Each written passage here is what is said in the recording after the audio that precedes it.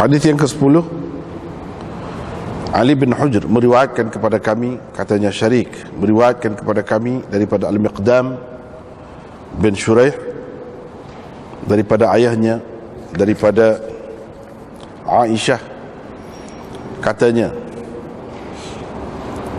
kalau ada sesiapa menceritakan kepadamu bahawa Nabi sallallahu alaihi wasallam selalu membuang air kecil sambil berdiri, janganlah kamu membenarkannya, yakni janganlah kamu mempercayainya.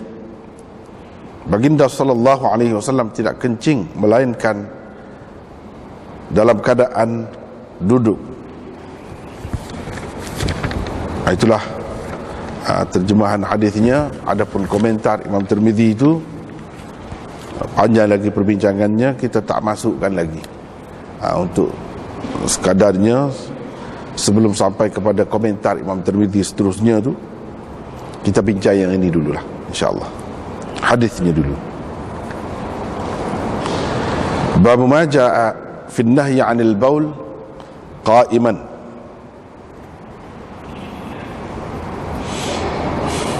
Seperti saya telah sebutkan sebelum ini, perkara yang perlu difahami dan diingati apabila kita baca kitab Imam Tirmizi ialah memahami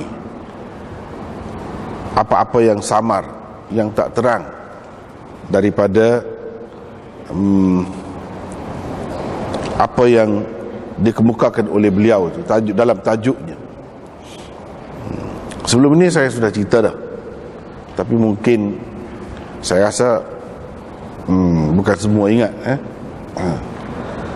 sebab agak sulit sikit, kecuali kalau yang belajar kaedah tu, insya-Allah mungkin dia sudah ingat. Tapi kalau sebut lagi tu lebih mengingatkan lagi lah, mudah-mudahan. Pernahkah kita ni baca itu syarah Tirmizi yang dibuat oleh Syekh Marbawi, Bahrul Madhi namanya? Pernah? Kalau kita tengok terjemahan dia tu kan lain, terjemahan lama. Dia terjemahan dia lebih kurang ginilah, walaupun tak pasti, boleh tengok lah. Tapi dia kalau terjemahan lama, dia akan jadi begini, bab ma jaa fi an-nahyi 'anil baul qa'iman. Saya terjemah bab larangan membuang air kecil sambil berdiri. Dia akan terjemah, biasanya kalau terjemahan lama, bukan itu saja, yang lain-lain pun sama. Bab menyatakan barang yang datang ia pada larangan daripada kencing dalam keadaan berdiri. Gitu terjemahan dia. Dia terjemahan lama mesti setiap yang disebut lafaznya mesti ada terjemahannya. Dan terjemahan-terjemahan itu dalam bahasa lama. Yang saya terjemah ni tak ada semua tu. Tak ada semua. Cuba kita perhatikan. Babu ma jaa. Babu ma jaa. Kita bincang dululah, kita bincang dulu benda ni. Dia kalau dalam terjemah bab pada menyatakan, itu yang asalnya. Babun fi bayani ma jaa. Begitu. Pada dia panggil pada takdirnya. Pada kira-kiranya kena ada, sebab ini nak menerangkan. Nak menerangkan. Jadi pada menyatakan, babun fi bayani. Fi bayani itu kena ada. Sebab itu dalam terjemahan pada menyatakan, kita kata mana ada? Dia ada dalam kira-kiranya ada. Pada menyatakan barang. Dalam terjemahan lama barang, semua barang. Kadang-kadang kita pun tak faham apa barangnya. Barang apa? Jadi kena fahamlah di sini, bahawa barang itu ialah hadis. Hadis atau asar. Jadi kalau kita nak ambil kira yang asal itu bab tentang hadis-hadis dan asar-asar berhubung dengan larangan daripada kencing sambil berdiri, gitu maknanya. Jadi kenapa ma tu dalam Tirmizi ni selalu tajuk dia ma babu ma jaa. Jadi ma tu apa? Dalam terjemahan lama barang tu apa tak jelas. Hadis maksudnya. Jadi ni yang akan Imam Tirmizi sebut ini ialah hadis.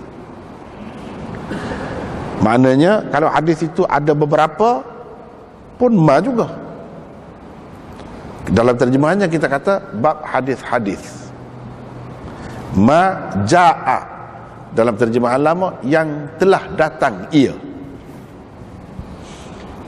Maksudnya telah datang itu iaitu ma wasala ilaina. Mana hadis yang sampai kepada kita.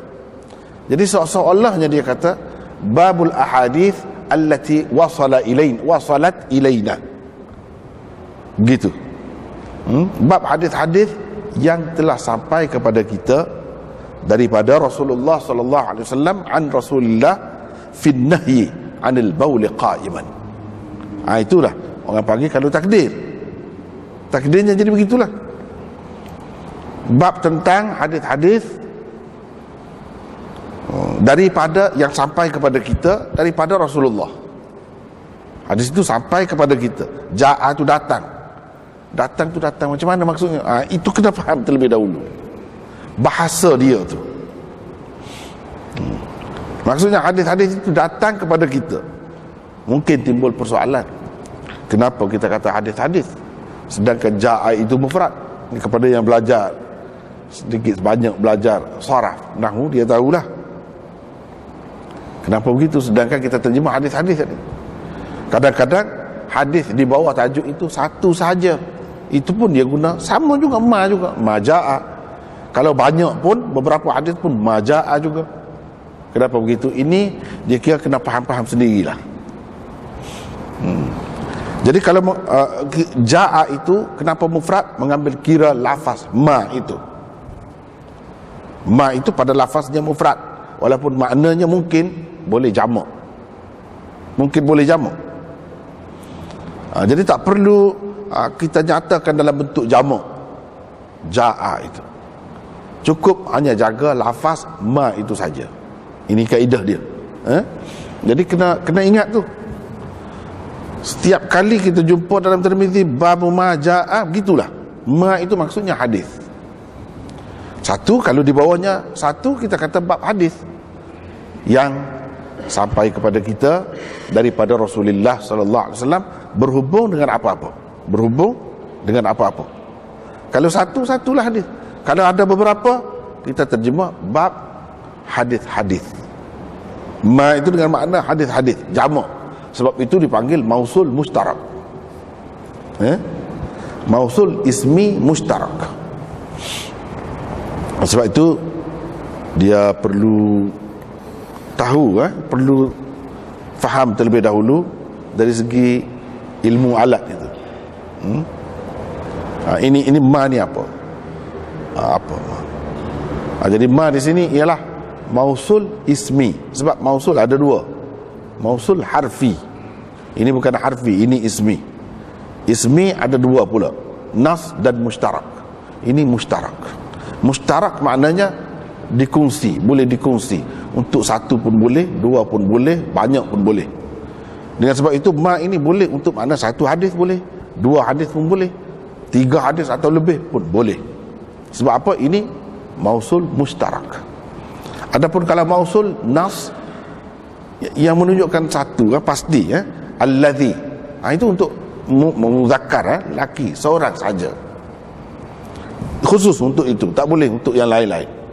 Allati misalnya, itu khusus untuk muannas, betina, seorang saja, tak boleh yang lain. Macam di sini tidak, dia sebab mustarak, dikongsi untuk banyak makna. Begitu kena faham, kena ingat. Mesti dah. Walaupun tak jelas dia sebut dalam kitab lama barang yang datang, ya barang tu apa? Kena tahu. Maksudnya hadis. Hadis.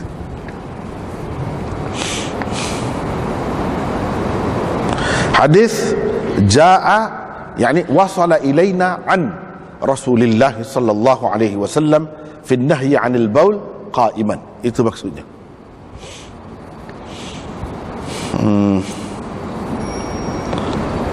Tapi untuk ringkas dalam bahasa moden kita, bab larangan membuang air kecil sambil berdiri.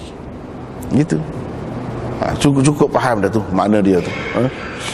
Tak payah dah ada barang-barang tu, tak payah dah, tak perlu dah.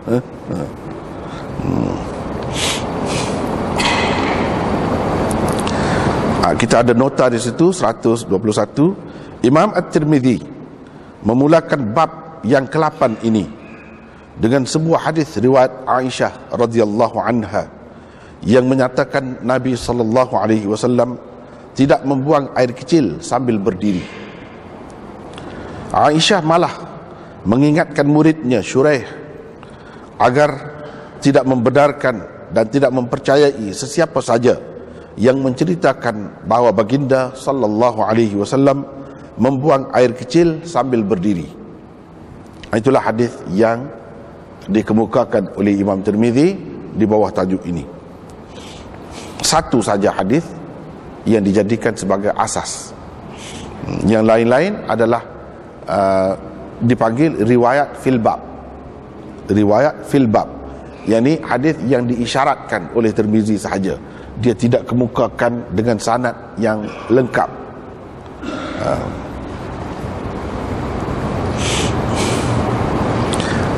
Kalau kita tengok di sini dalam teks Arab dia tu, baris yang kedua, hadisnya setakat illa qa'idan, setakat itu saja. Lepas tu qala itu kata Tirmizi. Wa fil bab an Umar, berhubung dengan bab ini, dalam masalah ini ada juga hadis daripada Umar, Buraidah dan Abdurrahman bin Hasanah. Inilah yang dikatakan riwayat fil bab. Riwayat-riwayat yang diisyaratkan oleh Tirmizi di bawah katanya wa fil bab. Ini daripada Umar, daripada Buraidah, daripada Abdurrahman bin Hasanah. Mana sanadnya? Mana lafaznya? Dia tak kemukakan. Untuk apa? Untuk ringkas. Dalam bab ini dikemukakan satu saja yang dipilihnya sebagai riwayat asas. Riwayat asas dia.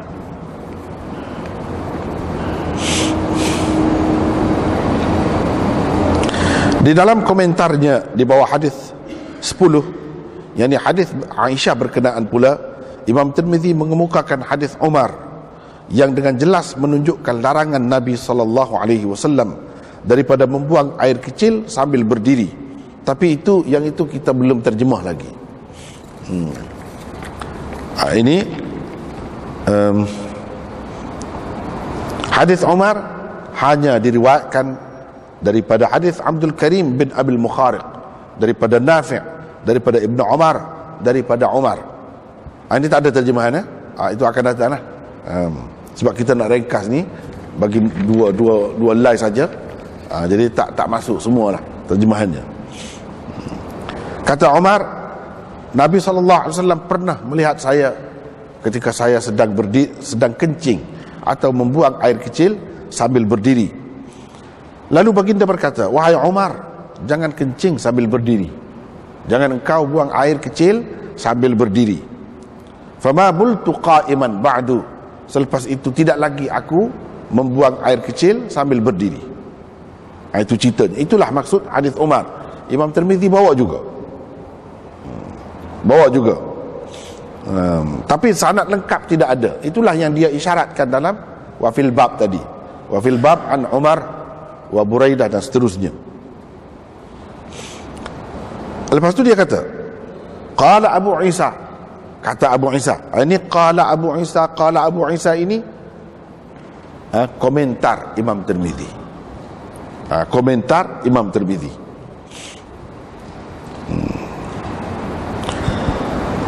Hanya Abdul Karim bin Abil Bukhariq memarfu'kan hadis Umar ini.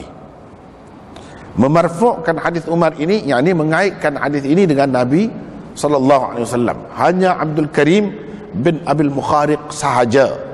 Itu komentar Imam Tirmizi. Maknanya orang lain tak ada memarfu'kan hadis ini. Hanya ini peristiwa ini berkait dengan Umar sahaja, tak ada kena mengenanya dengan Rasulullah sallallahu alaihi wasallam. Yang mengaitkan dengan larangan Rasulullah tadi terhadap Umar itu hanya Abdul Karim bin Abil Bukhariq. Ini kita akan bincang dengan panjang lebar nanti, siapa Abdul Karim bin Abil Bukhariq. Padahal dia ni seorang perawi dhaif. Ini sepintas lalu daripada komentar Imam Tirmizi sahaja. Di sisi ahli hadis, Ayyub As-Sakhtiyani menganggapnya dhaif wa takallama fihi, dan dia mempertikaikan Abdul Karim. Lepas tu dia bawa, ini komentar dia. Ubaidullah meriwayatkan daripada Nafi', daripada Ibn Umar, katanya Umar radhiyallahu anhu berkata. Ini yang sahih. Mana Umar kata, bukan Nabi kata kepada dia. Dia kata, dan yang dia kata itu pula bercanggah dengan apa yang diriwayatkan oleh Abdul Karim tadi. Ini Umar kata, saya tidak pernah kencing atau buang air kecil sambil berdiri semenjak saya Islam. Semenjak saya Islam, saya tak ada kencing sambil berdiri. Jadi riwayat Abdul Karim tadi yang kata Nabi larang dia tu bila? Sebelum dia Islam kah? Kalau selepas dia Islam, berdasarkan riwayat yang kedua ni, cerita dia, kata-kata Umar ini, dia tak buang air kecil selepas dia memeluk agama Islam sambil berdiri, tak pernah. Bermakna sudah ada pertentangan di situ, percanggahan di antara riwayat Abdul Karim dan riwayat Ubaidullah. Dan riwayat yang kedua ini lebih sahih. Riwayat yang kedua tak sampai kepada, tak ada kena mengena dengan Rasulullah sallallahu alaihi wasallam, ia hanya kata-kata Umar bin Al-Khattab sahaja. Maknanya hadis ini mauquf, bukan marfu'. Banyak nanti kita akan bincang itu pasal itu, cuma ini sepintas lalu saja. Nak cerita apa komentar Imam Tirmizi.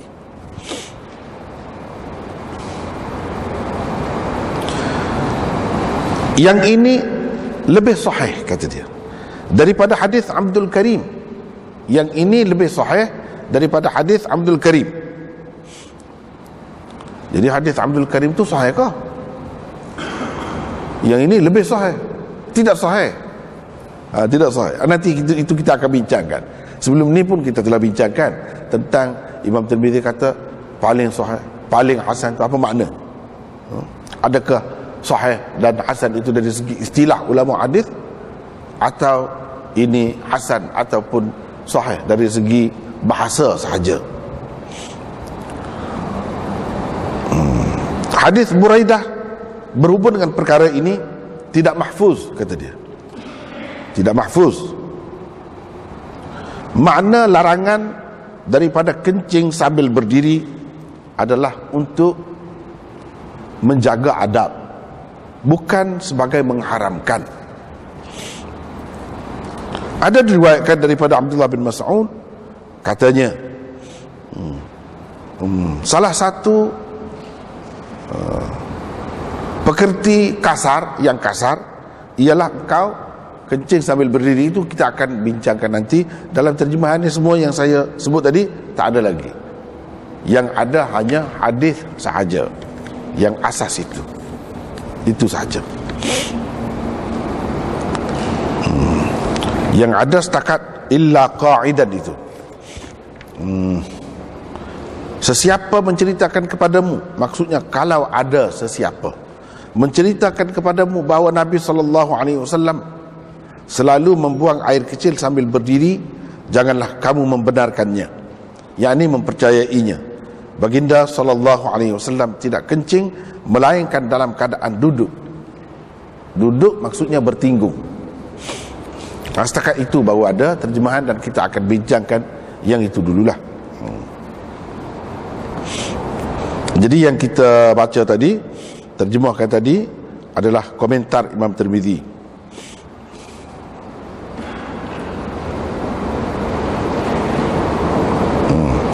Imam Tirmizi mengemukakan hadis Umar yang dengan jelas menunjukkan larangan Nabi SAW daripada membuang air kecil sambil berdiri. Kalau berdasarkan riwayat Umar, riwayat Abdul Karim bin Abil Mukharib itu memang jelas. Nabi larang Sayyidina Umar. Dia kata, ya Umar, la tabul qa'iman. Jangan engkau kencing sambil berdiri. Jelas itu larangan itu.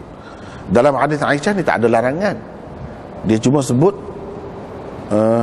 Nabi SAW tak kencing sambil berdiri, itu saja. Bukan dia larang. Kalau ada sesiapa cerita kepada kamu Nabi selalu kencing sambil berdiri, jangan benarkan. Itu saja. Bukan ada larangan daripada Nabi SAW. Ini benda hadis ni kena perhati perbezaan dia. Perbezaan dia. Dalam hadis Aisyah tidak ada larangan. Hafiz Ibn Hajar kata hadis-hadis yang menyebutkan larangan kencing sambil berdiri tidak ada satu pun yang sahih. Tidak ada satu pun yang sahih yang menyebutkan dengan jelas larangan. Hadis Aisyah ni bukan larangan, dia cerita saja. Itu benda kena perhati. Hadis Umar tu baru larangan, la tabul qa'iman. Itu larangan, tapi hadis itu tidak sahih. Imam Tirmizi sendiri komentar, dia kata Abdul Karim bin Abil Mukharib.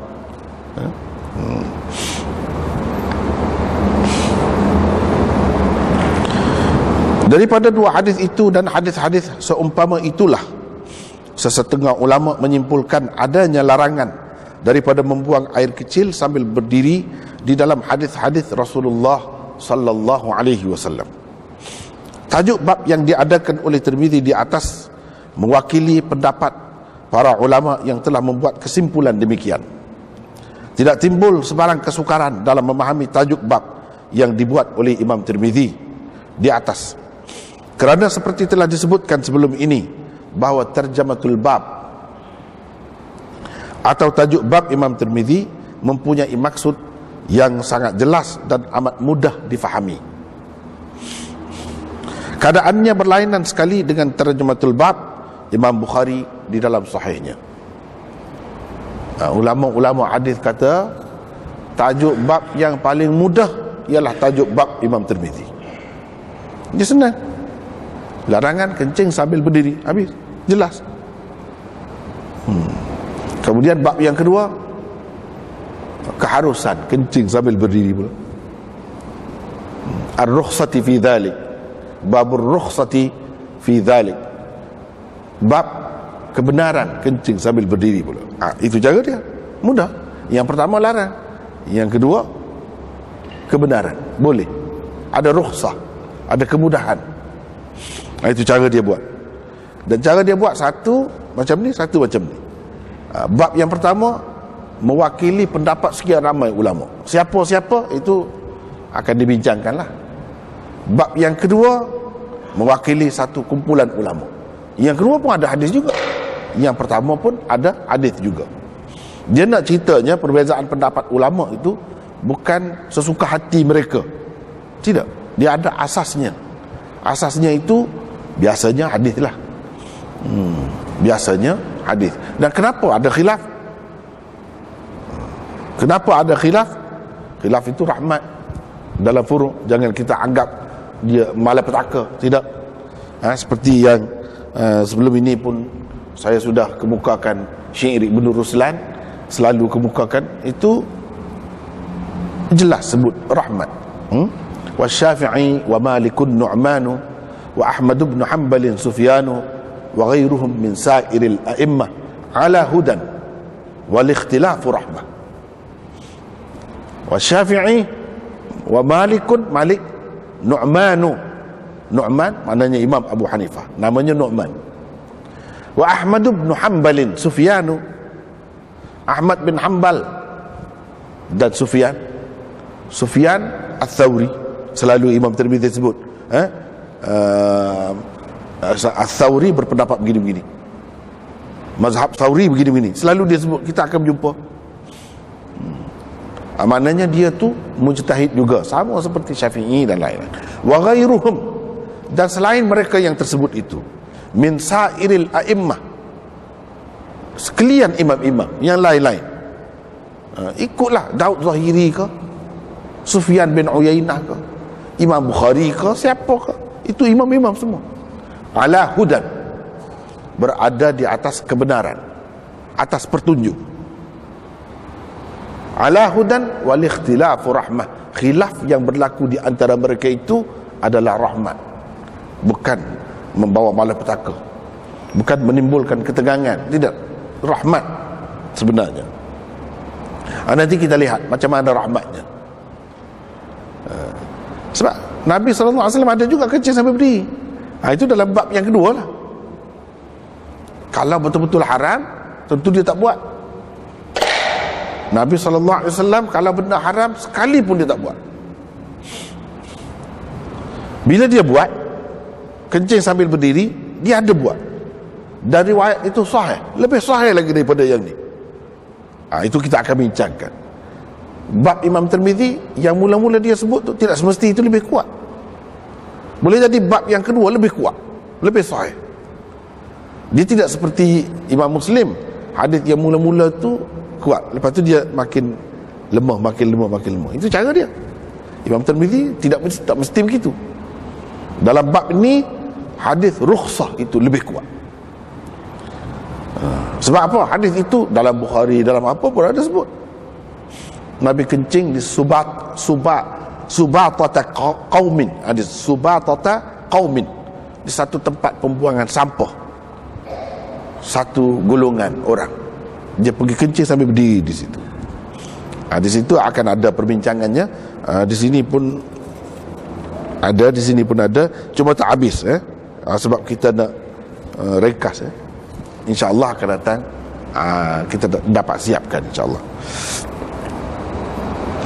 Perbincangan kali ini juga masih berlegar di sekitar adab-adab yang perlu dijaga ketika membuang air. Jadi seperti saya kata tadi, bila Rasulullah SAW buat, dia mesti tidak haram benda tu. Kalau benda haram, Nabi tak buat. Sebab itu Imam Tirmizi buat kesimpulan, ini untuk mengajar adab semata-mata, bukan untuk haram. Tadi kan, tapi terjemahan tak cukup lagi, tak penuh. Yang saya sebut tadi, terjemah sepintas lalu tadi, begitulah. Imam Tirmizi pun faham begitu, kebanyakan ulama faham begitu. Jadi kalau tidak menunjukkan haram, menunjukkan apa? Untuk mengajar adab sahaja. Dan kenapa Nabi buat begitu? Nabi SAW ni tidak beradab ke? Beradab, tapi nak beradab pun tengok juga keadaan. Jangan beradab tu sampai ketinggalan. Terlalu beradab sangat sampai ketinggalan. Tempat orang yang kena berebut-rebut, kita duduk senyap. Nanti nak beradab sangat, habislah makanan. Kena tengok juga tempat nak beradab-beradab pun. Itulah ajaran Nabi SAW. Memang beradab, tapi tengoklah dulu tempat tu sesuai ke nak beradab dalam semua keadaan. Dalam perang pun nak beradab juga. Nak beradab lagi ni, aku nak bunuh kamu ni, nak bunuh. Adakah macam tu? Tak ada. Jadi benda-benda macam ni lah yang kita nak belajar. Jika diperhatikan bab sebelum ini, yakni bab 6, telah menyentuh tentang larangan menghadap kiblat ketika membuang air besar atau air kecil. Bab itu disusuli dengan bab 7 yang menghidangkan hadis-hadis yang mengharuskan perbuatan tersebut. Kita ingat lagi, masih baru lagi. Skop perbincangan di dalam bab kali ini juga mempunyai persamaannya dengan bab yang lalu. Imam Tirmizi pada permulaannya mengemukakan bab yang melarang membuang air kecil sambil berdiri, iaitu bab 8 yang kita baca ni. Kemudian beliau mengemukakan pula satu bab lain, iaitu bab 9 yang mengharuskannya. Harus pula membenarkan kencing sambil berdiri. Begitulah cara dan gaya olahan Imam Tirmizi di dalam kitab Jami'-nya ini. Sebelum perbahasan dilanjutkan, satu perkara perlu sekali dijelaskan, yaitu Imam Tirmizi tidak beriltizam untuk memulakan sesuatu bab dengan hadis yang dianggapnya sahih atau lebih sahih terlebih dahulu sebelum mengemukakan bab lain yang mengandungi hadis tidak sahih atau kurang sahih. Kena ingat, Imam Tirmizi bila dia buat bab macam ni, jangan kita ingat bab pertama tu bagi dia hadisnya lebih kuat. Jangan. Bab kedua hadisnya kurang kuat atau dhaif. Tak mesti. Ada kalanya kalau bab dulu, bab 6 dulu memanglah bab yang mula-mula tu lebih kuat hadisnya. Bab kedua kurang kuat. Ada yang lemah, ada yang sahih juga, tapi tidak setaraf dengan yang bab pertama. Hadis dalam bab pertama berbeza dengan yang ni. Bab yang melarang ini tak kuat, dan bab yang menyusulinya selepasnya itu hadisnya lebih kuat. Jadi dia tidak beriltizam untuk kata bab yang pertama untuk hadis yang lebih kuat. Jangan anggap begitu. Kalau anggap begitu silap. Ini perkara perlu faham apabila baca kitab Tirmizi. Ada kalanya beliau mendahulukan hadis yang lebih sahih, seperti mana di dalam bab sebelum ini. Ada kalanya pula beliau mengemukakan riwayat yang lebih sahih kemudian.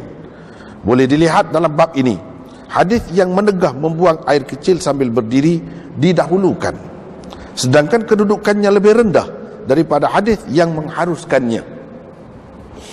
Oleh kerana tidak terdapat kaedah yang tetap dalam hal ini,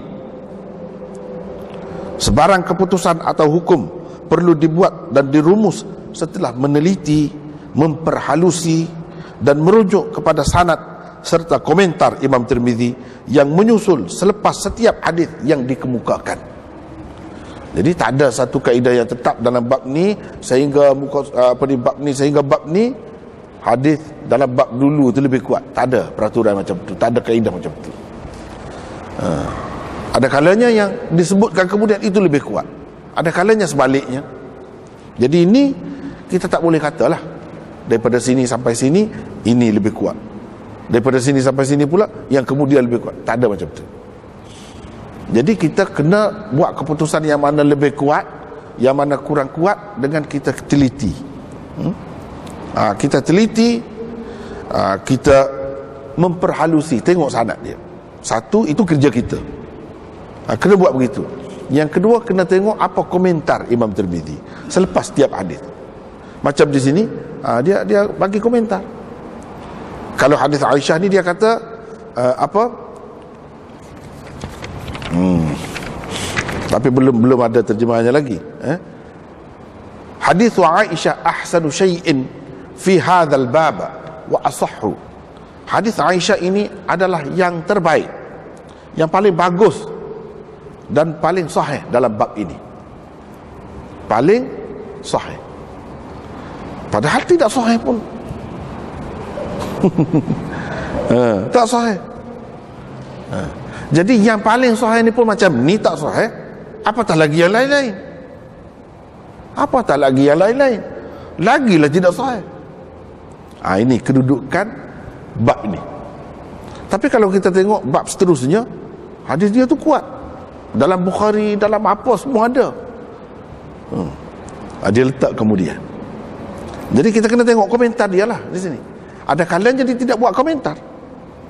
Macam hadis Aisyah, bahkan dia sebut tu boleh mengelirukan. Ini hadis yang paling bagus dan paling sahih dalam bab ini. Kita ingat ke? Hasan, paling bagus, paling hasan, paling sahih. Rupanya tidak. Kita nak tahu macam mana, kena telitilah sanad dia tu. Misalnya, cuba tengok sanad dia. Imam Tirmizi ambil daripada Ali bin Hujr. Qala akhbarana Syarik. Dia ambil daripada Syarik. Siapa Syarik itu? Situ masalahnya. Di sinilah yang menyebabkan hadis ini jadi tidak sahih, jadi dhaif, sebab Syarik. Sebab Syarik. Jadi hadis yang paling sahih, paling bagus ni pun tidak sahih sebenarnya. Jadi apa makna pula kalau begitu? Ini sahih atau hasan nisbi. Dipanggil sahih atau hasan nisbi. Satu. Yang kedua, ini sahih atau hasan lughawi dari segi bahasa, bukan dari segi istilah.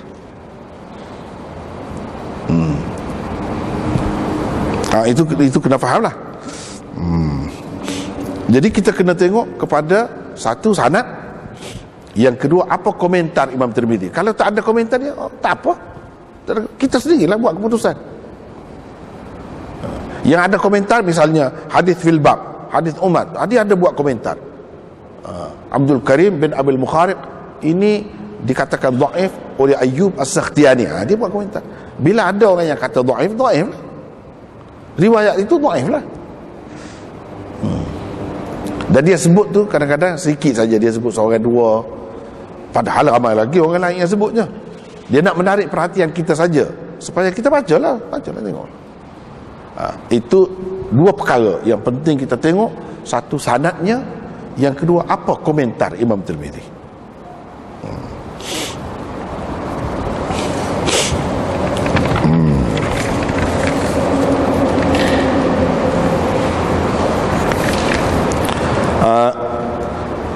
Kita ada nota 122, iaitu Ali bin Hujr. Guru kepada Imam Tirmidzi di sini ialah Ali bin Hujr. Siapa Ali bin Hujr? Cuba tengok. Ali bin Hujr bin Iyas bin Muqatil As-Sa'di Al-Marwazi, seorang muhaddits terkenal di abad ketiga Hijrah. Ali bin Hujr dipercayai sebagai perawi thiqah, lagi hafiz. Beliau meriwayatkan hadis daripada Syarik, Ismail bin Ja'far, Iql bin Ziyad, Isa bin Yunus, Hushaim, dan ramai lagi tokoh-tokoh hadis yang lain. Antara tokoh-tokoh hadis yang meriwayatkan hadis daripada beliau pula ialah Imam Bukhari, Muslim, Tirmidzi, Nasa'i, dan lain-lain. Ali bin Hujr meninggal dunia pada tahun 244 Hijrah. Ini latar belakang perawi dengan serba ringkas. Nak tahu lagi, ini pun nak menarik perhatian saja. Nak tahu lagi, tengok kitab Rijal lah. Panjang lagi lah ceritanya. Itu perawi yang pertama, guru kepada Imam Tirmidzi. Guru dia ni ambil daripada siapa? Syarik. Siapa Syarik? Cuba tengok. Syarik bin Abdullah bin Sinan An-Nakhai Al-Kufi. Syarik seorang qadhi. Dia ni qadhi ni, hakim ni, Syarik ni. Lepas tu kita kata, qadhi boleh dhaif. Itu qadhi cerita lain, jawatan lain. Dhaif ni dalam bab hadis. Beliau adalah perawi saduq yang banyak sekali melakukan kesilapan dalam periwayatan. Setelah menjadi qadhi di Kufah, ingatan beliau menjadi teruk. Demikianlah tersebut di dalam At-Taqrib. Maksud At-Taqrib ialah Taqribut Tahdzib, karangan Hafiz Ibn Hajar. Di dalam kitab Al-Khulasah, ini kitab Khulasah ni kitab Imam Zahabi, tersebut bahawa beliau meriwayatkan hadis daripada Ziyad bin Ilaqah, Zubaid, Salamah bin Kuhail, Simak, dan ramai lagi tokoh-tokoh yang lain. Orang-orang yang meriwayatkan hadis daripada beliau pula ialah Hushaim, Abbad bin Awam, Ibn al-Mubarak, Ali bin Hujr, dan ramai lagi tokoh-tokoh lain. Syarik merupakan perawi ke-66 kitab utama hadis di kalangan Sunni. Ini ada pula, semua ada ni. Dalam Bukhari pun ada riwayat Syarik. Lepas tu kita kata perawi dhaif. Tak apalah. Ada. Sebab itulah orang yang kata tak ada dalam Bukhari hadis dhaif ni, macam mana? Riwayat Syarik ada, tapi kena tengok di mana. Di mana? Tak apa, kita baca dulu. Namun begitu Bukhari hanya mengemukakan riwayat-riwayatnya secara ta'liq sahaja. Imam Bukhari ambil riwayatnya secara ta'liq, mana dia tidak masukkan sanad yang lengkap. Dia ambil sesuatu hadis secara ta'liq daripada seseorang, itu sudah ada isyarat yang tersendiri dah, bahawa bagi dia perawi ini tak berapa kuat, bermasalah. Itu cara Imam Bukhari. Dia ambil secara ta'liq. Secara ta'liq ni kita faham dah, sanad di bawahnya tak ada. Tak ada. Dia terus Syarik berkata misalnya, Syarik meriwayatkan padahal dia tak sempat.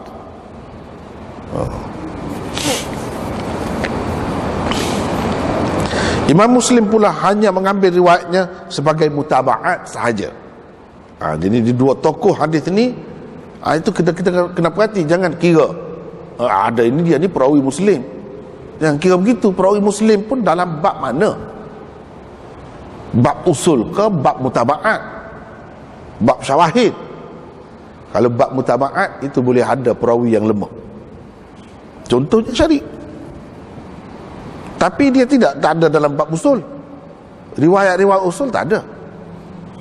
Itu cara Imam Bukhari dan Muslim. Ni bagi orang yang belajar, yang teliti, dia tahulah.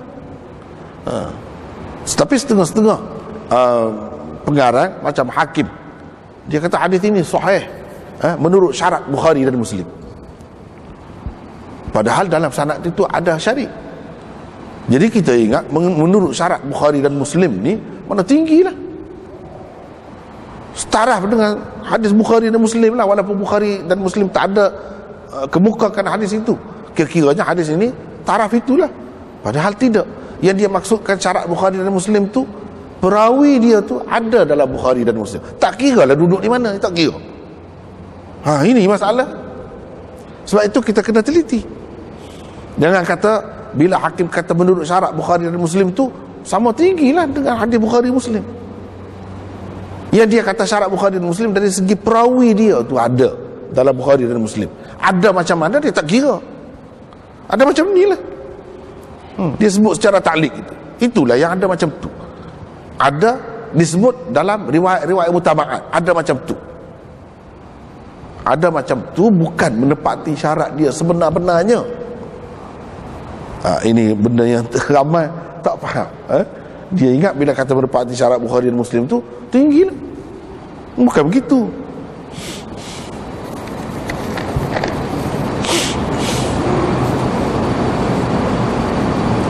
Imam Ahmad berkata Syarik lebih kuat daripada Zuhair dalam meriwayatkan hadis daripada Abi Ishaq.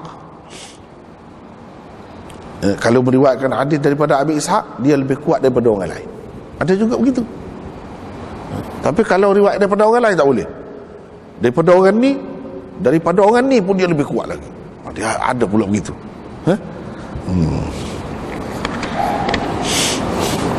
Ibnu Ma'in berkata Syarik seorang perawi thiqah yang banyak melakukan kesilapan. Ini satu lagi, ramai orang tak faham. Dia kata, ini imam ni kata dia thiqah. Dia tak faham. Thiqah itu bukan pakai dari segi bahasa. Kalau dari segi bahasa maknanya orang yang boleh dipercayai lah. Ini thiqah ni satu istilah lafaz ta'dil yang boleh bergabung dengan lafaz tajrih, lafaz jarh. Boleh. Misalnya di sini dia kata dia ni thiqah tapi banyak melakukan kesilapan. Kesilapan itu lafaz jarh itu. Dia boleh bersama. Jadi lafaz thiqah ni bukanlah satu pangkat yang tinggi sangat, yang tidak mungkin orang tu jadi ada kelemahannya, ada kekurangannya. Bukan begitu. Yang tak boleh ada kekurangannya kalau kata hujah. Hujah. Itu baru boleh pakai. Kalau thiqah saja, orang kata sambil-sambil dia thiqah tu dia boleh lagi, ada lagi lemah. Dia ada lagi fikiran dia bercelaru lah, dia banyak fikiran dia ni waham lah. Boleh berlaku. Jadi sebut waham itu kan lafaz jar, dia boleh bersama. Sama juga dengan saduk. Jangan kita ingat saduk itu dari segi bahasa. Kalau dari segi bahasa itu maknanya sirah mubalaghah. Sirah mubalaghah maknanya kuatlah, sangat benar. Sadiq benar, saduk sangat benar. Jadi kalau sangat benar, kenapa tak boleh pakainya pula? Kenapa tak lebih? Mestilah lebih. Jangan. Ini istilah. Saduk itu lebih rendah lagi daripada thiqah. Dalam keadaan dia saduk itu dia boleh lagi lemah. Dia boleh bersama dengan lafaz jar yang menunjukkan kelemahan seseorang perawi. Boleh begitu.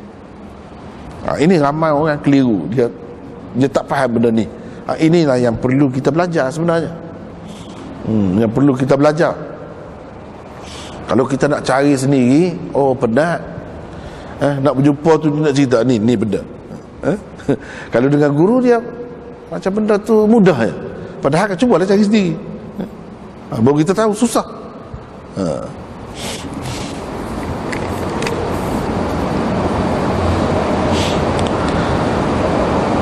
Ibnu Ma'in berkata, Syarik seorang perawi thiqah yang banyak melakukan kesilapan. Kata Ijli, thiqah. Yaqub bin Sufyan pula berkata, Syarik seorang perawi thiqah yang buruk ingatannya, sayyi'ul hifz. Ini lafaz jar. Sampai-sampai dia kata thiqah tu, dia kata juga. Ini menunjukkan thiqah ni bukan boleh dipakai dari segi bahasa. Lafaz ta'dil yang rendah boleh juga masuk lafaz jar bersamanya, berada bersamanya, boleh. Kesimpulannya ialah Syarik adalah seorang perawi yang tidak dipertikaikan sudut adalahnya. Bukan orang pertikai sudut adalahnya, dia tu tidak baik. Tidak, dia baik, bagus, amanah, warak, seorang yang mulia. Tapi nak buat macam mana ingatan dia tu teruk?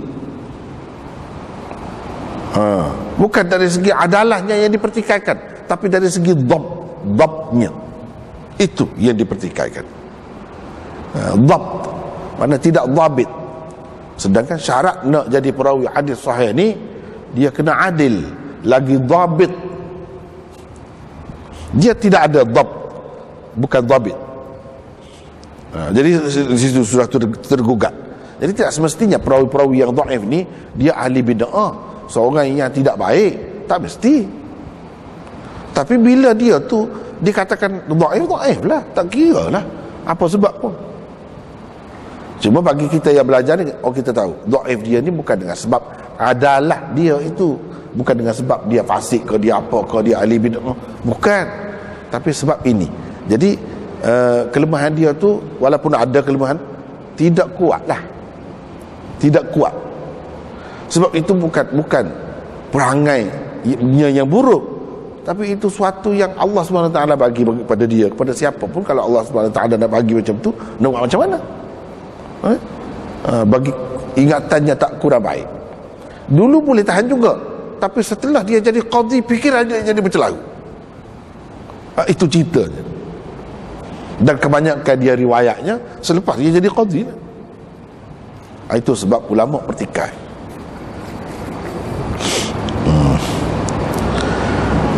Macam adalahnya dari segi keadilannya.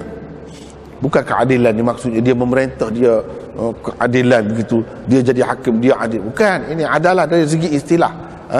Istilah ilmu hadis ni. Adalah maksudnya seorang yang menjaga maruahnya, tidak fasik, tidak diketahui melakukan dosa apa. Itu maksud adalah di sini. Bukan adalah ni dia memerintah, dia adil, seorang pemerintah yang adil, bukan. Dia banyak sekali. Di sini pakai dengan makna istilah, di sini pakai dengan makna lughah, di sini pakai dengan makna nisbi. Susah. Susah. Jadi ini semua kena ambil kira. Kena ambil kira semua.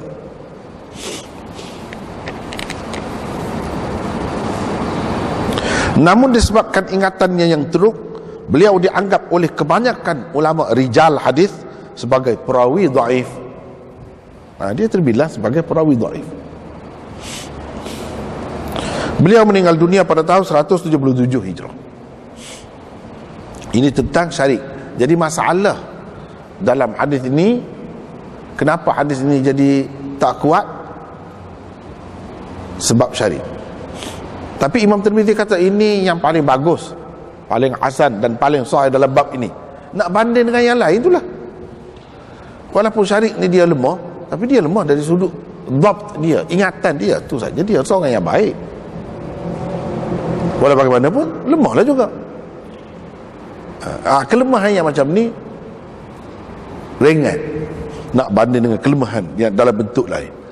Itu nanti kita akan tengoklah perawi-perawi yang lain, kenapa dia jadi kurang kuat, kurang sahih daripada yang ni, kurang baik. Yang ni paling baik. Yang paling baik ni pun ada masalahnya. Ada masalahnya.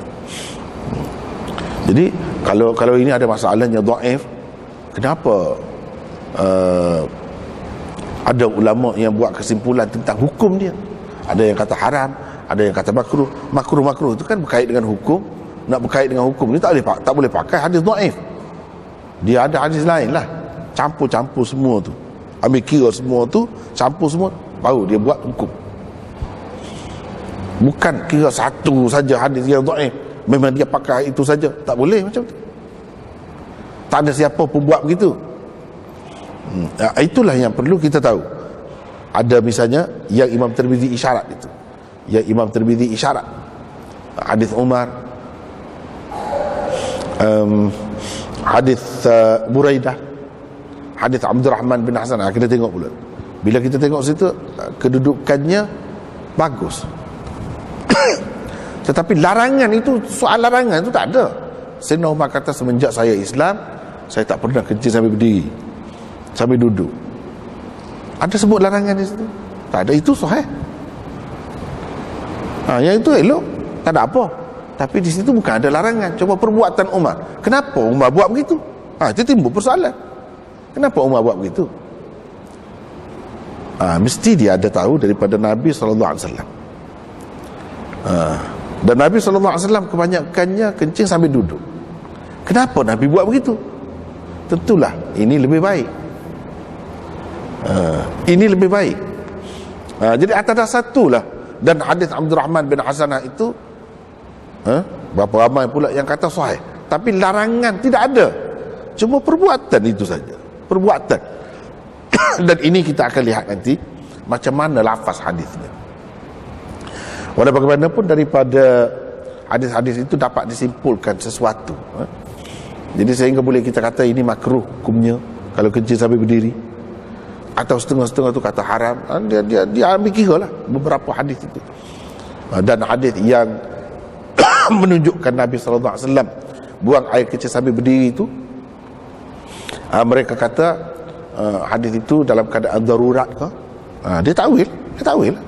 Betul sahih. Tapi selalu ke? Tiap-tiap hari ke? Tak mungkin ke ada di situ ada darurat? Ditimbulkan benda-benda macam itulah. Sebab dia kata haram. Walau bagaimanapun kita akan tengoklah perbincangan itu akan datang.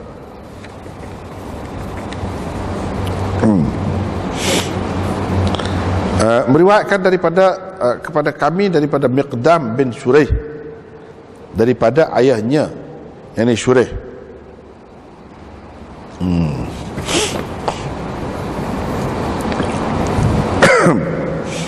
Shuraih itu siapa? Ini semua ada, tapi ini semua tak jadi masalah kepada hadis ini. Perawi-perawi ini bukan menyebabkan hadis ini dhaif. Yang menyebabkan hadis Aisyah itu dhaif ialah syarik, seorang itu saja. Yang lain-lain semua bagus, seorang saja jadi dhaif nak. Jangan kita ingat setengah-setengah orang dia tak faham. Dia kata kenapa nak jadi dhaif? Dapat ke seorang saja. Yang dhaif itu, yang lain tu sahih. Itu kita pakai pendapat kita sendiri itu kalau macam tu. Kalau ulama hadis tidak begitu. Setengah-setengah orang dia kata, kenapa kita nak hukum maudhu' hadis ni? Ada yang lain kata sahih, ada yang lain kata hasan, ada yang lain kata dhaif, tidak sampai ke peringkat maudhu'. Itu dia tak faham. Tak faham. Bila ada perawi kadzab, pendusta, pereka hadis, kita akan hukum begitu. Seorang pun, sekurang-kurangnya sanad itu. Sanad itu tak boleh dah. Kita tak boleh ambil kira yang lain. Nak hukum, nak kata ni jadi sahih pula. Tak boleh. Seorang saja. Dia bukan kira yang lebih ramai. Seorang pun kalau ada, dia jadi begitu. Jadi turun derajat dia. Kalau hadis itu yang lain semua perawi sahih belaka. Seorang je ada hasan, dia jadi turun, jadi hasan. Gitu caranya. Bukan dia kata dah seorang saja yang perawi hasan kira sahih lah. Tak boleh macam tu. Tak boleh. Itu kaedahnya.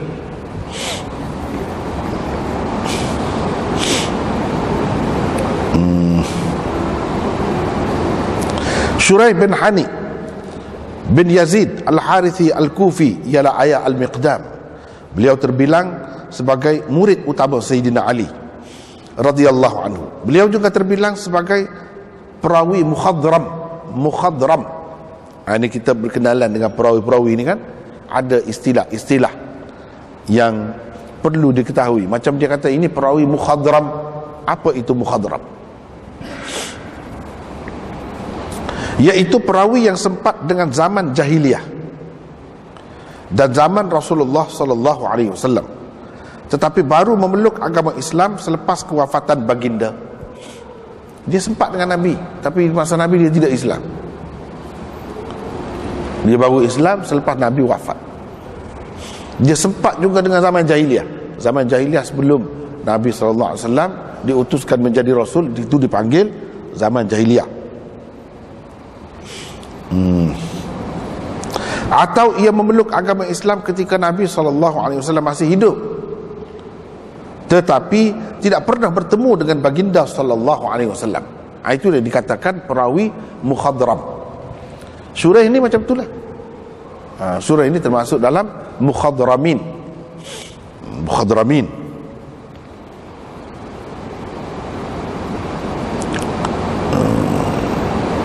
Selain meriwayatkan hadis daripada ayahnya Hani, beliau juga turut meriwayatkan hadis daripada Umar, Ali, Aisyah dan Bilal. Sementara orang-orang yang meriwayatkan hadis daripada Shuraih pula ialah Asy-Sya'bi, Habib bin Abi Thabit, Yunus bin Abi Ishaq, Al-Qasim bin Mukhaymirah, dan anaknya sendiri Al-Miqdam. Seperti yang kita sebut tadi. Ibnu Ma'in dan lain-lain mengatakan beliau thiqah. Shuraih bin Hani terbunuh di Sijistan pada tahun 78 Hijrah ketika berumur 120 tahun. Mana 120 tahun itu pergi perang. Sebab itu mati dalam perang. Di bawah pimpinan sahabat Abu Bakar pergi berperang, berjihad sana dan terbunuh dia. Maknanya terbunuh ketika umur 120 tahun. Maknanya dia pergi perang lah. 120 tahun tu boleh pergi perang lagi. Kalau sekarang ni kalau sekarang ni baris sajalah, semua orang lain semua. Macam mana orang dulu sihat-sihat, kuat-kuat. Dia ni begitulah. Pergi perang lagi. Semangat tu. 120 tahun.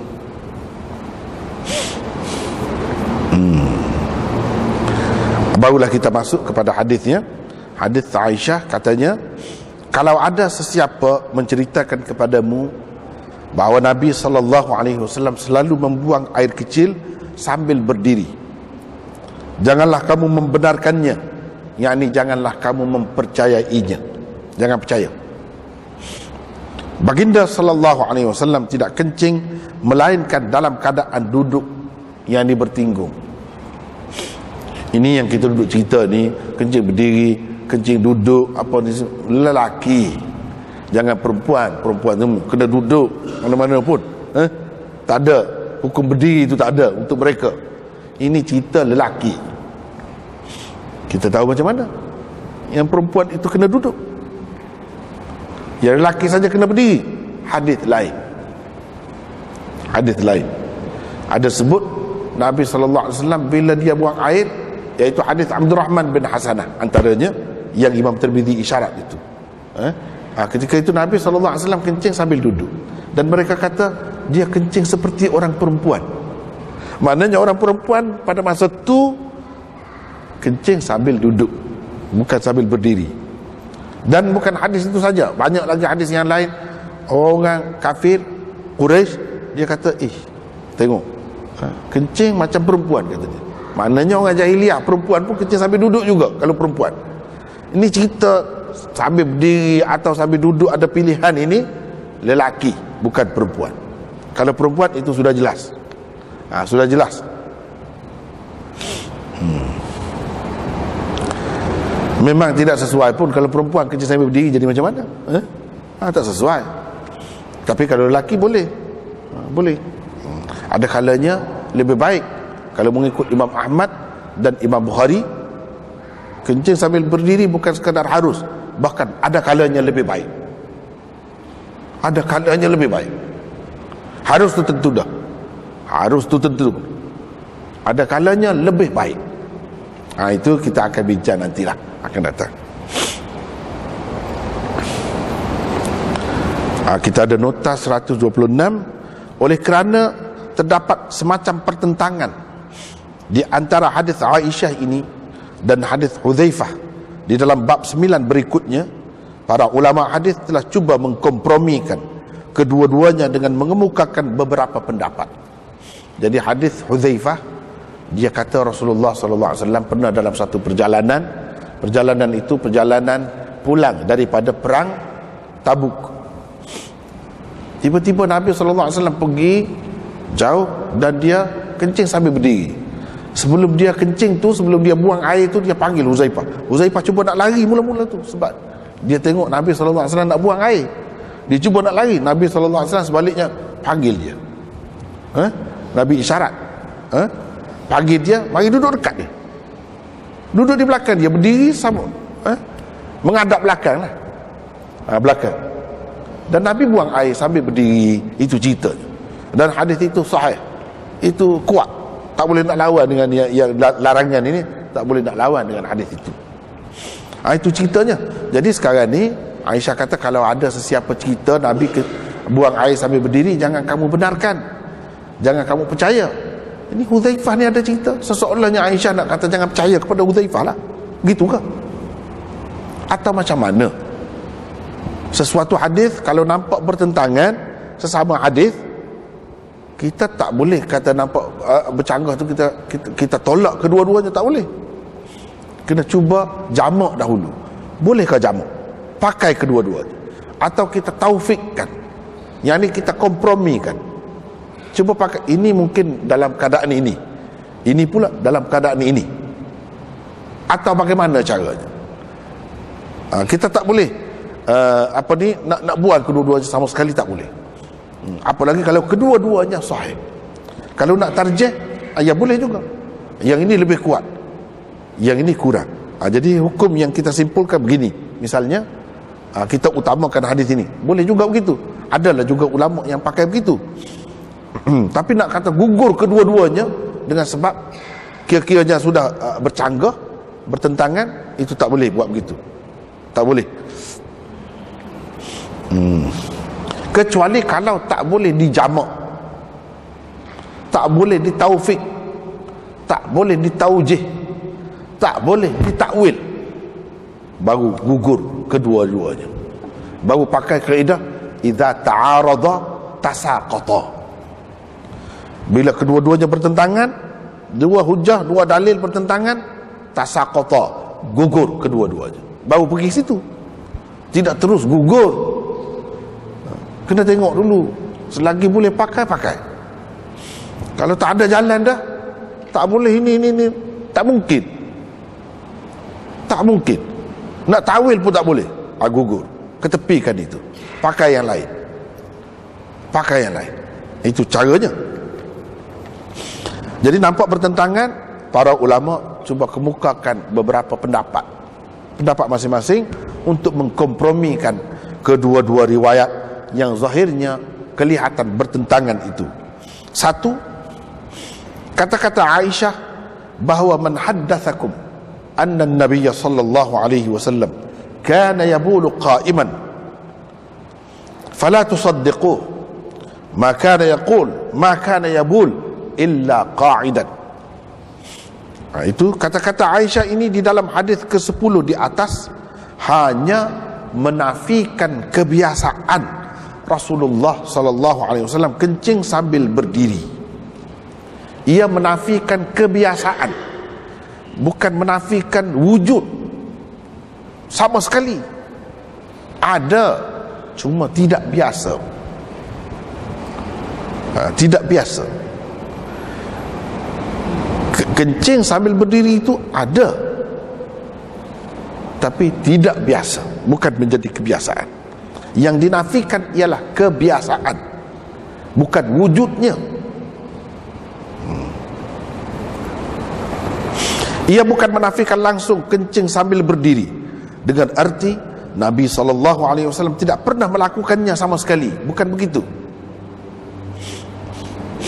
Inilah yang akan segera difahami daripada terjemahan yang diberikan penulis di bawah hadis 10 di atas. Itulah yang segera difahami. Hadis Hudzaifah pula tidak menunjukkan kebiasaan baginda sallallahu alaihi wasallam kencing sambil berdiri. Ia hanya menceritakan satu peristiwa sahaja. Yakni dalam kaedah ulama-ulama hadis, dia kata ini waqi'atu ain atau waqi'atu hal, la umum laha. Satu peristiwa khusus yang bukan boleh diumumkan.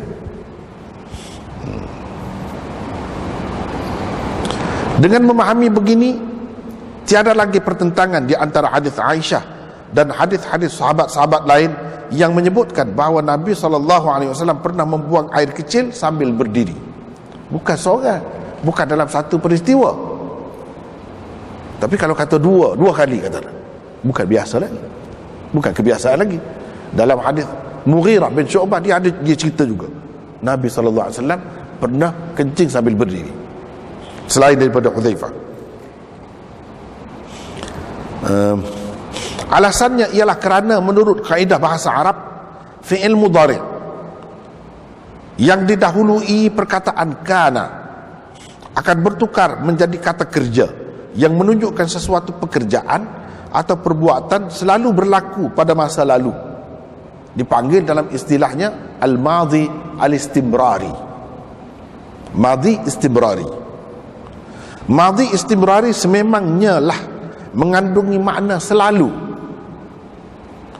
berlaku pada masa lalu. Maka terjemahan oleh sesetengah pengarang tanpa memasukkan perkataan selalu, iaitu begini terjemahannya: sesiapa yang menceritakan kepadamu bahawa Nabi SAW kencing sambil berdiri, dan seterusnya, adalah terjemahan tidak lengkap. Kalau tak masukkan satu perkataan selalu tu, tak lengkap. Ada setengah-setengah penterjemah ke dalam bahasa Melayu ni, dia tak ada selalu.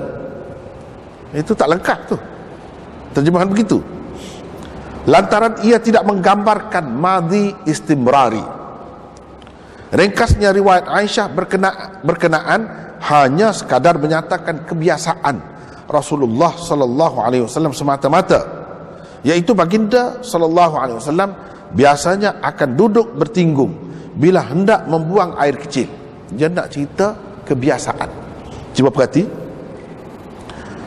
terjemahan tu sekali lagi di atas tu.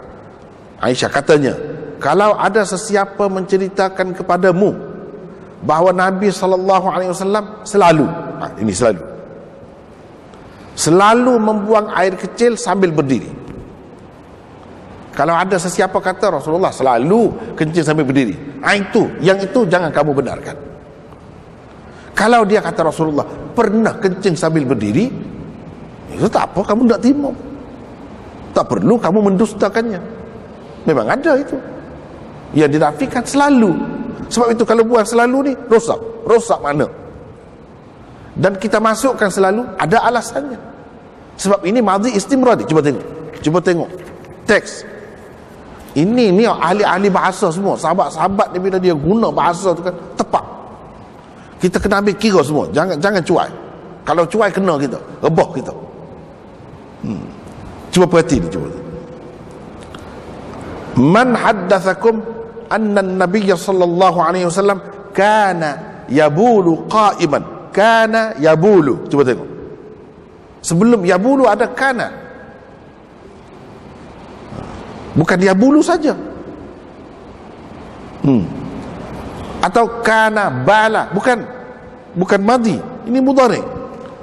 Bila begini, ini orang panggil madhi istimrari. Madhi istimrari selalu kencing sambil berdiri. Begitu maknanya.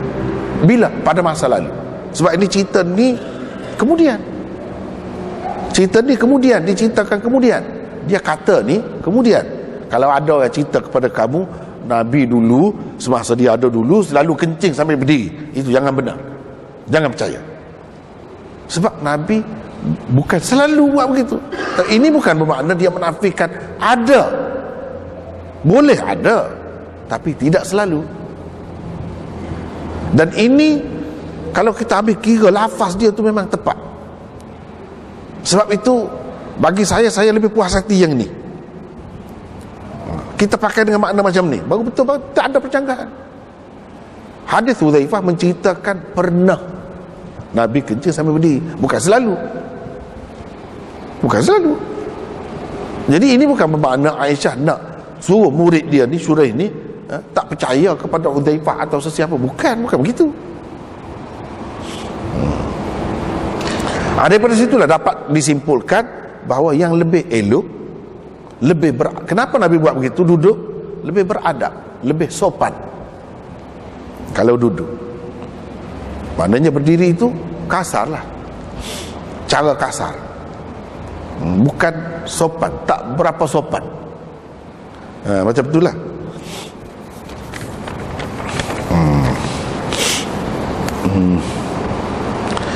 Jadi ini kalau kita pakai cara yang pertama, selesai dah. Sini masalah sudah selesai. Dengan jawapan ini saja sudah selesai. Tapi oleh kerana ada macam-macam pendapat, nak meraihkan pendapat tu, bagilah ruang. Kita sebutlah ada beberapa pendapat, sampai 7, 8 pendapat. Tak kisahlah itu. Kalau rasa sudah puas hati dengan yang tadi, selesai. Kalau tak puas hati lagi, mungkin puas hati dengan yang lain, mana tahu. Orang ni tak sama selera dia.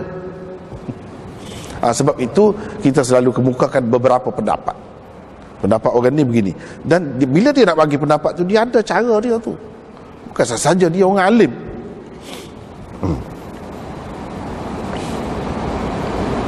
Yang kedua, kenyataan Aisyah di dalam hadis 10 di atas hanya menggambarkan perbuatan Rasulullah sallallahu alaihi wasallam di rumah. Aisyah sekadar menyatakan pengetahuannya semata-mata. Sejauh pengetahuannya, Nabi SAW tidak pernah membuang air kecil sambil berdiri.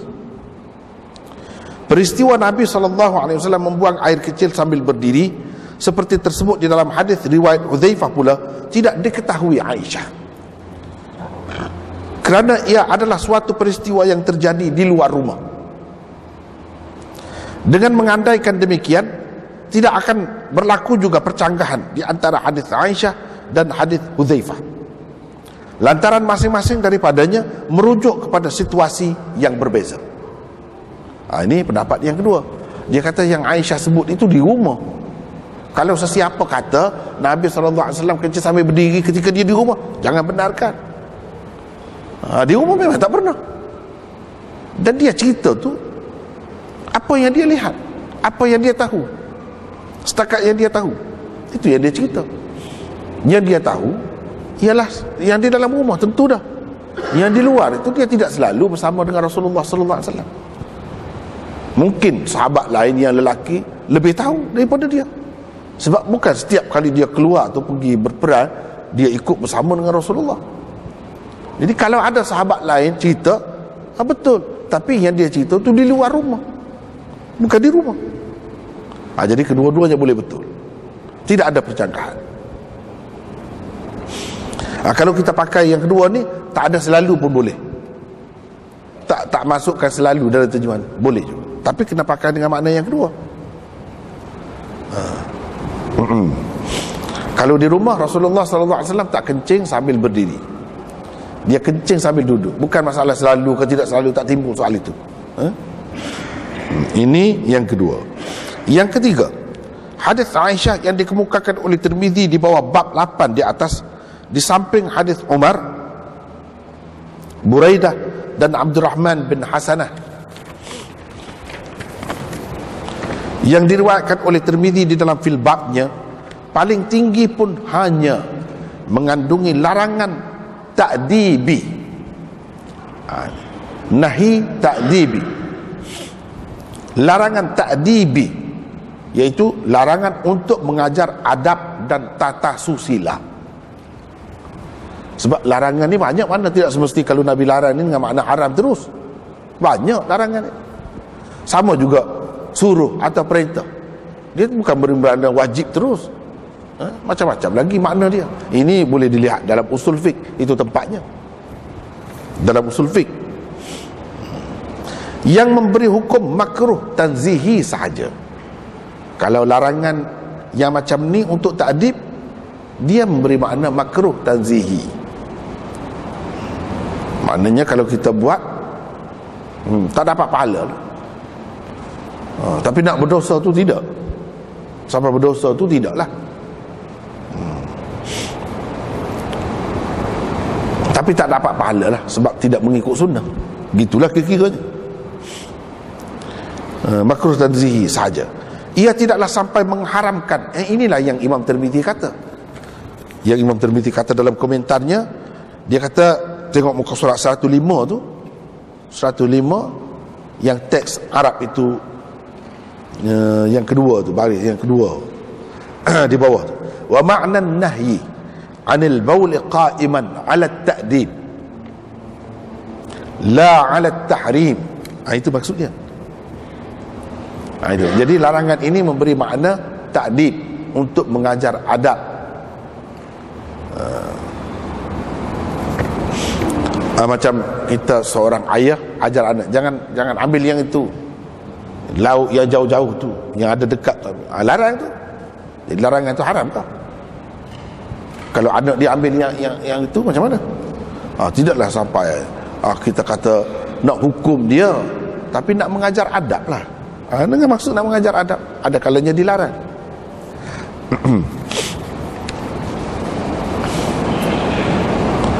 Ia tidaklah sampai mengharamkan perbuatan membuang air kecil sambil berdiri.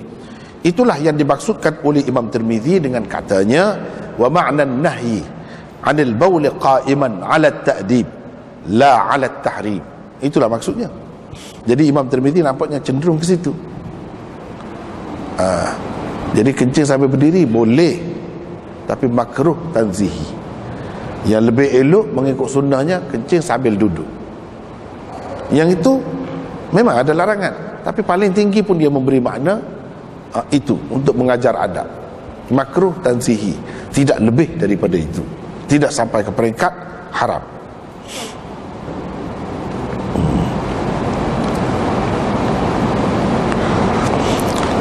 Alasan golongan ulama yang berpendapat begini ialah kalau ia memang haram. Jadi kenapa kita tak boleh kata haram? Larangan di sini. Dia ada alasannya. Kalau kita kata haram, Rasulullah sallallahu alaihi wasallam tentu tidak akan melakukannya sama sekali. Sekali pun dia tak akan buat kalau benda tu haram. Itu kaedahnya. Ini ada, tentu ada hadis sahih. Bukan satu, dua, banyak lagi. Mungkin menceritakan peristiwa yang sama, tapi adalah sahih lah. Kalau haram dia tak akan buat walaupun sekali. Itu caranya Rasulullah sallallahu alaihi wasallam. Dia buat menunjukkan benda tu tidak haram. Jadi kalau tidak haram apa? Kalau untuk mengajar adab, lebih sopan, lebih beradab, nampaknya itu termasuk dalam makruh tanzihi lah. Itu kesimpulan yang dibuat.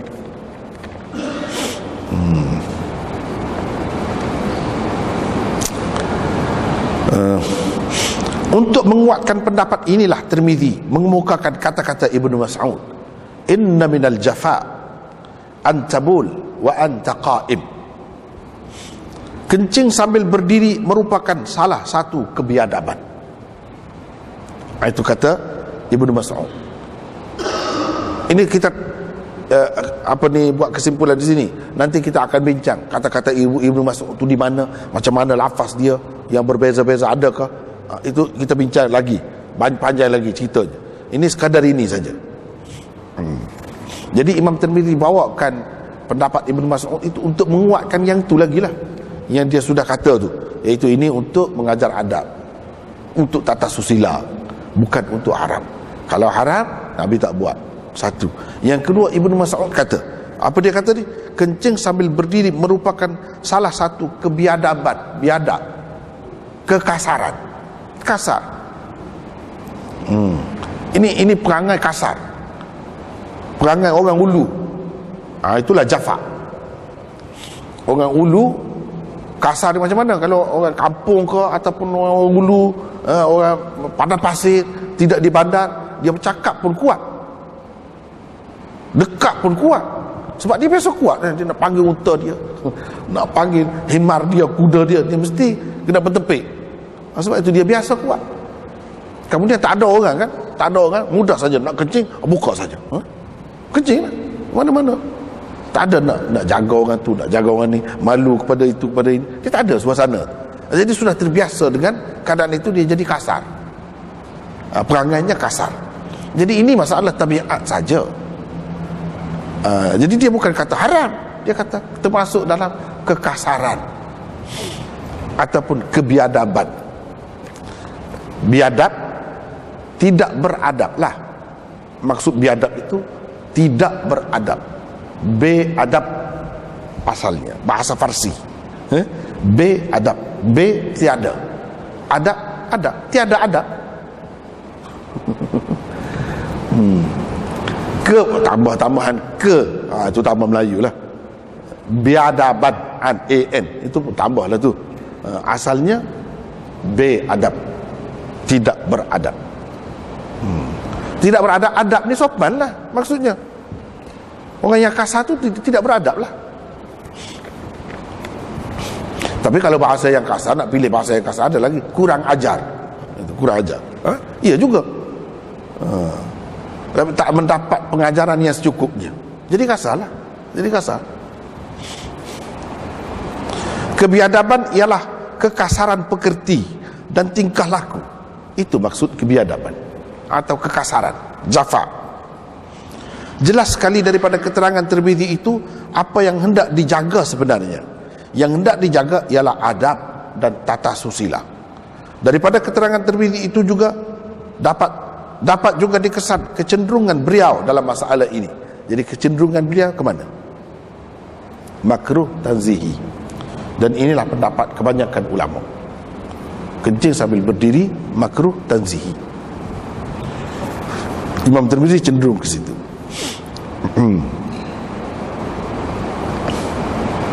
Imam Bukhari tidak. Dia seperti Imam Ahmad. Dalam Bukhari dia buat tajuk babul bauli qa'iman wa qa'idan. Bab kencing sambil berdiri dan duduk sama. Bagi dia boleh. Itu kita akan bincang kemudian lah. Kemudian yang keempat,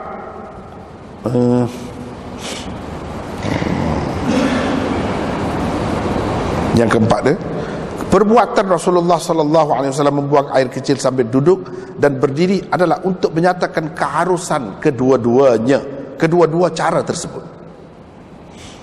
Ia semata-mata bergantung kepada keadaan tempat dan orang yang hendak membuang air kecil. Dalam keadaan tidak sesuai dan tidak selesa duduk, seseorang boleh berdiri. Demikian juga sebaliknya. Kedua-duanya untuk menyatakan harus. Bukan makruh tanzihi, bukan haram, bukan, harus. Bukan begini biadab, tak mesti biadab. Dalam keadaan tertentu mungkin lebih sesuai.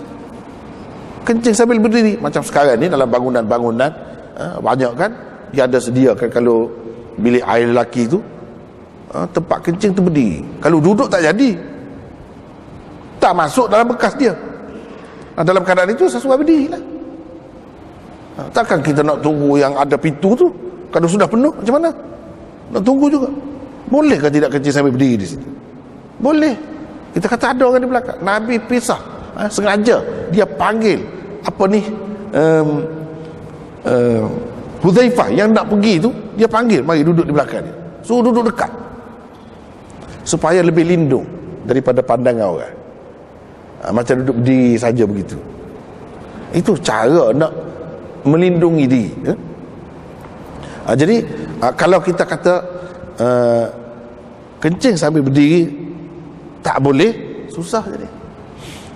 Macam sekarang ni, nak buang air tempat macam tu, kalau duduk habislah jadi. Air kencing tu hancing lah jadi, hancing. Habis satu tadas. Tapi kalau kencing sambil berdiri memang ada tempat dia. Sesuai pun. Kita boleh pilih cara itu. Kedua-duanya harus ikut keadaan dan ikut orang. Mungkin seseorang tu dia tak selesa kalau duduk, sakit lutut tu. Tak boleh kita kata biadab pula. Tak mesti biadab itu. Dia bergantung kepada keadaan, tempat dan keadaan orang. Kedua-duanya dibuat oleh Rasulullah sallallahu alaihi wasallam. Bila dibuat menunjukkan harus. Ada yang berpendapat begini. Siapa yang berpendapat begini? Imam Ahmad dan Imam Bukhari. Dia pendapat begitu. Masa kita pun nampaknya sudah lewat. Tak sempatlah kita nak teruskan. Hanya sekadar itulah dulu. Perbincangannya panjang lagi. Ini tak habis lagi, InsyaAllah. Jadi setakat itulah dulu untuk malam ni. Wallahu a'lam. Wa akhiru da'wana alhamdulillah. Subhanallah. Ya.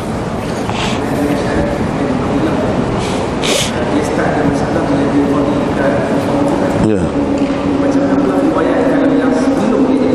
Dia begini.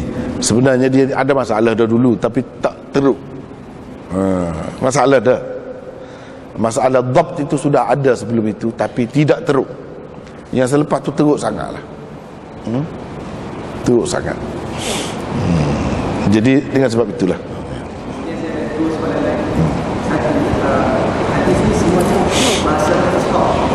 Apa? Bahasa dia berskop. Zaman dulu, zaman Nabi dulu ada tak bahasa Arabi? Maksudnya Nabi turun dalam bahasa pasar dan bahasa rasmi Arab. Sikit-sikit ada. Macam ruh. Rahaya ruh. Idhab. Ada tapi tak banyak. Yang diambil daripada bahasa Nabi dulu untuk bahasa Amiyah sekarang ni tak banyak. Yang Nabi guna memang ini lah bahasa ni lah. Dan ini sudah ditinggalkan oleh bangsa Arab sendiri. Sudah ditinggalkan. Sekarang ni kalau tak belajar bahasa Amiyah tu, tak tahu cara dia, tak faham. Boleh baca macam mana kitab pun tak faham. Gitulah. Ya. Orang awam, macam mana kita nak taklif orang awam? Sebab kadang-kadang kita tengok masyarakat kita nak dia kawan-kawan datang belajar hadis pun dia kata orang awam je. Tak payahlah. Taklif orang awam sebenarnya apa yang kita boleh taklif? Mengikut istilahnya, awam itu mana tidak alim. Tidak alim. Kalau alim tu misalnya saya sebut tadi, ma itu mausul mustarak, dia faham, itu alim. Kalau ma itu mausul mustarak dia tak faham, itu awam. Tetapi kita bukan datang ke sini untuk nak faham, untuk nak belajar apa itu ma, mustarak ke ismi ke apa, bukan. Ini yang kita nak belajar, yang tadi. Jadi dari segitu boleh. Sebab pengajaran daripada hadis Nabi SAW ni untuk diguna oleh umat dia lah, tak kira awam ataupun alim. Cuma nak baca kitab itu dia kena alim.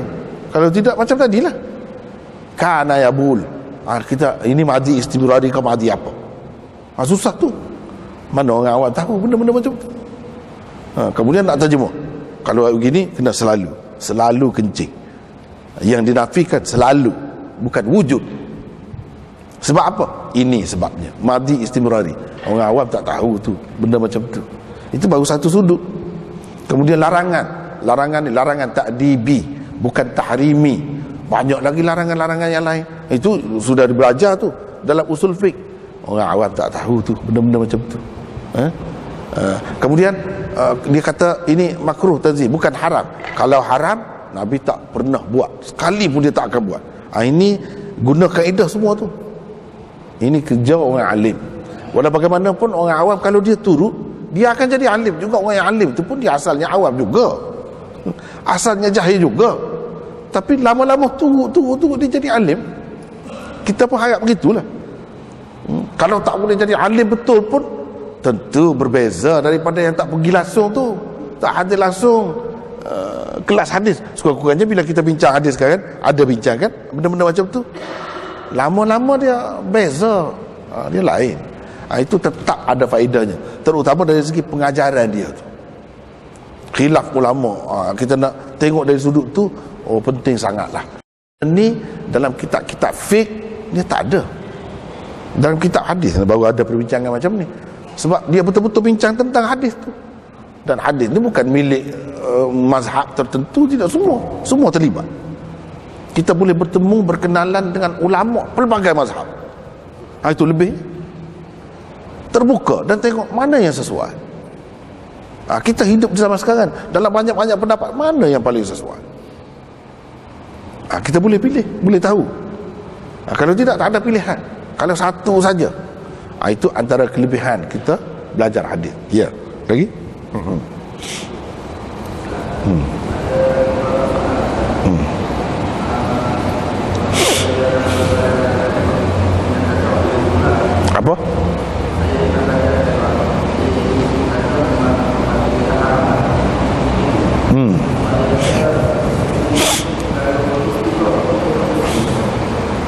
Apa kalau? Oh, istibrak.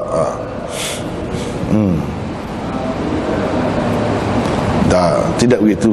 Ada kalanya dia lebih untuk maksud istibrak itu lebih sempurna. Setengah-setengah orang kalau dia kencing sambil duduk saja dia tak puas, tak keluar habis. Kalau dia berdiri pula lepas itu, terutama berjalan, kepada setengah-setengah orang baru sempurna. Jadi kepada yang seperti itu keadaannya lebih baik berdiri. Sebab itu pendapat Imam Ahmad ada kewajarannya. Pendapat Imam Bukhari dia bergantung kepada keadaan orang, bergantung kepada keadaan tempat. Kedua-duanya harus sama saja, cuma bergantung kepada keadaan tempat dan orang. Kalau kita tekan sangat benda macam ni, mungkin kena kepada kita sendiri. Satu hari nanti kita sakit lutut, baru kita tahu. Baru cari mazhab lain.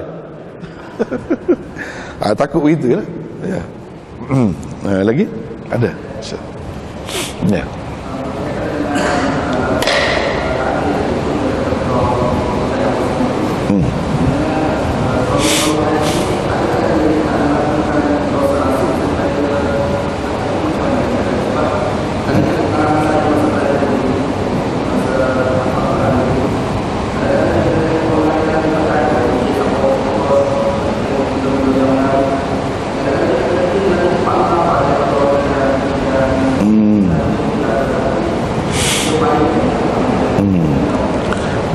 Ini dari sudut perangai, dari sudut peribadi, bukan dari sudut dia lebih kuat ingatan. Memang berbeza-beza, ada memang betul macam tu.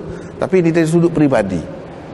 Dari sudut peribadi dia tidak jaga akhlak dia misalnya, dia tidak jaga maruah dia yang dipanggil muru'ah. Dia tak jaga. Macam orang pasar saja cakap, selalu mencarut macam-macam lah cakap tu. Penyumpah, maki orang misalnya begitu. Dia akhlak dia tu mulia. Itu yang dia dikatakan adil di sini.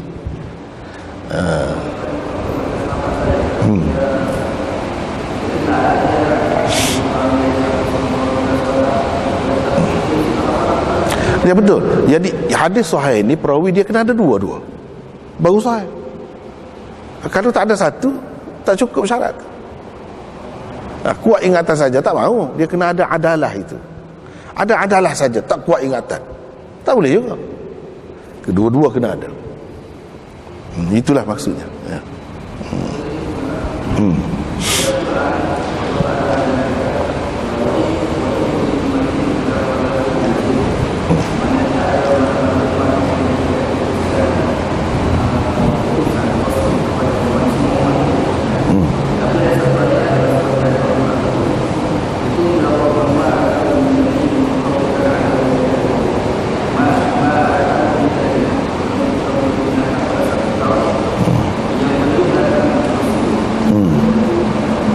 Macam mana yang kedua tu? Yang kedua tu macam mana? Oh, itu maksudnya sebelum Nabi kita, selepas Nabi kita tak ada dah persoalan ni, selesai dah. Selepas Nabi kita semuanya terikat dengan syariat Nabi kita, tak ada dah. Sebagai Nabi dan Rasul tak ada. Sebelum Nabi kita, itulah yang dimaksudkan. Wa in min ummatin illa khala fiha nadhir, itu dulu.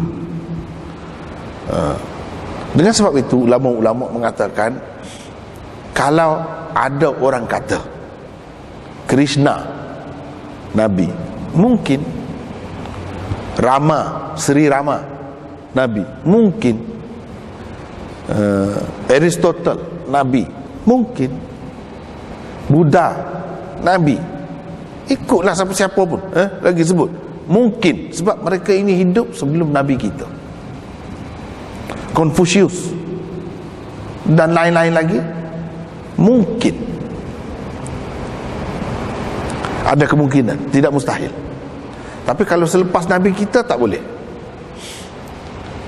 Jadi maksud ada Rasul dan Nabi itu dululah. Sebab kalau kita tengok yang sebut dalam Quran ini semuanya diketahui oleh orang Arab semasa Nabi SAW. Dan sekitar tu Nabi Ibrahim ke Nabi apa-apalah, sekitar tanah Arab saja, yang kita panggil Asia Barat, sekitar tu. Sedangkan dalam dunia ni berapa banyak tempat-tempat yang lain sudah bertamadun pada masa tu. China, India, Yunan, Greece, dan banyak lagi tempat sudah maju, cukup maju. Takkan tak ada Nabi? Dari segi logiknya. Tapi kenapa tak sebut Nabi tu? Tak sebut Confucius, tak sebut Tao, tak sebut Krishna dan sebagainya. Kenapa? Sebab kalau sebut itu mereka tak pernah dengar. Bila tak pernah dengar, dia akan hujah pula, habis masa situ. Macam dalam Quran tak sebut buah-buah, durian, rambutan, tak sebut. Bukan bermakna benda tu tak wujud. Yang disebut ialah hanya buah-buah yang diketahui oleh orang Arab. Buah delima, buah anggur, buah-buah seumpama itu. Sebab kalau sebut buah durian, dia cari pasal, boleh modal kepada dia. Kamu kata buah durian, apa durian? Apa? Kamu bohong. Selagi kamu tak boleh bawa buah durian, kami tak akan percaya. Kamu pendusta nombor 1. Mesti dia akan kata begitu. Jadi ada alasan untuk dia dolak dalik. Dengan sebab itu dia tak sebut. Bukan bermakna benda tu tak wujud. Dalam Quran tentang dalam syurga kan, buah-buah mana ada rambutan, durian, mana ada. Yang adanya buah-buah yang dikenali orang Arab lah. Kalau dia sebut, nescaya orang kafir ni jadi modal kepada dia untuk tekan Nabi. Duduk cerita ini benda tu macam mana, kamu pun tak tahu. Macam-macam dia boleh kata.